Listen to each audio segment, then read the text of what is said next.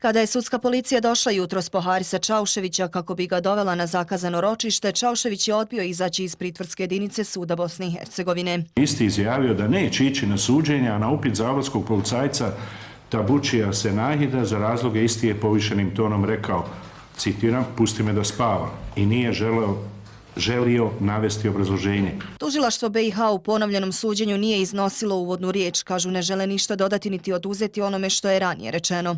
I pred apelacionim vijećem mogu samo reći izvođenjem dokaza koji će se, svjedoka i materijalnih dokaza koji će se izvesti. Mi ćemo van svake razumne sumnje dokazati da je optuženi Čaušević počinio krivična djela kako je to navedeno i u dispozitivima optužnice. Iz tužilaštva navode kako odbrana svjesno koristi sve kako bi postupak ponovljenog suđenja odugovlačili. U korist odbrane išla je i činjenica da je zbog hapšenja sutkinje Azre Miletić došlo do izmjena u sastavu vijeća, zbog čega je suđenje, iako je apelacioni postupak već bio u toku, moralo biti obnovljeno. Odbrana je zatim zatražila izuzeće tužioca Dubravka Čampari jer, kako tvrde, skriva ključne dokaze, a zatim i izuzeće cijelog apelacionog vijeća. Sud Bosne i Hercegovine odbio je taj zahtjev. U tužilaštvu vjeruju da je cilj odbrane odugovlačiti postupak kako ne bi bio završen do oktobra kada Čauševiću ističe pritvor. Ukoliko do tada ne bude donesena konačna presuda, Čaušević bi se mogao naći na slobodi.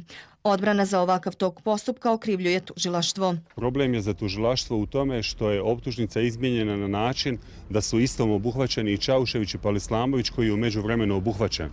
Pa se sad u nastavku suđenja sud bazira na onaj činjenični opis iz prvostepene presude, a ne više na optužnicu koja nije prošla kontrolu na ovom sudu. Podsjetimo, Haris Čaušević je prvostepenom presudom osuđen na 45 godina zatvora, dok je Naser Palislamović oslobođen.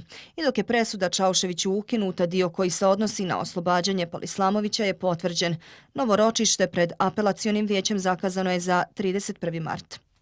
Kako je to navedeno i u dispozitivima optužnice. Iz tužilaštva navode kako odbrana svjesno koristi sve kako bi postupak ponovljenog suđenja odugovlačili. U korist odbrane išla je i činjenica da je zbog hapšenja sutkinje Azre Miletić došlo do izmjena u sastavu vijeća, zbog čega je suđenje, iako je apelacioni postupak već bio u toku, moralo biti obnovljeno.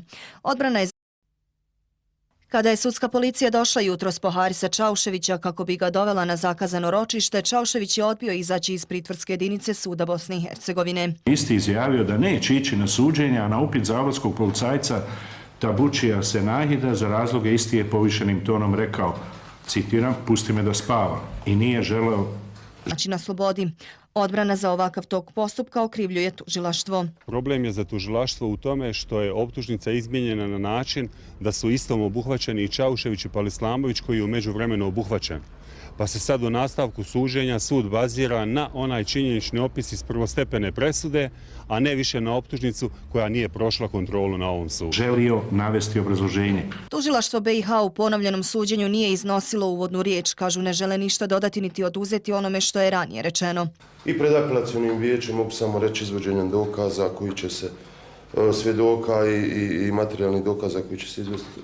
Mi ćemo van svake razumne sumnje dokazati da je optuženi Čaušević počinio krivična djela. Zatim zatražila izuzeće tužioca Dubravka Čampari jer, kako tvrde, skriva ključne dokaze, a zatim i izuzeće cijelog apelacionog vijeća. Sud Bosne i Hercegovine odbio je taj zahtjev. U tužilaštvu vjeruju da je cilj odbrane odugovlačiti postupak kako ne bi bio završen do oktobra kada Čauševiću ističe pritvor. Ukoliko do tada ne bude donesena konačna presuda, Čaušević bi se mogao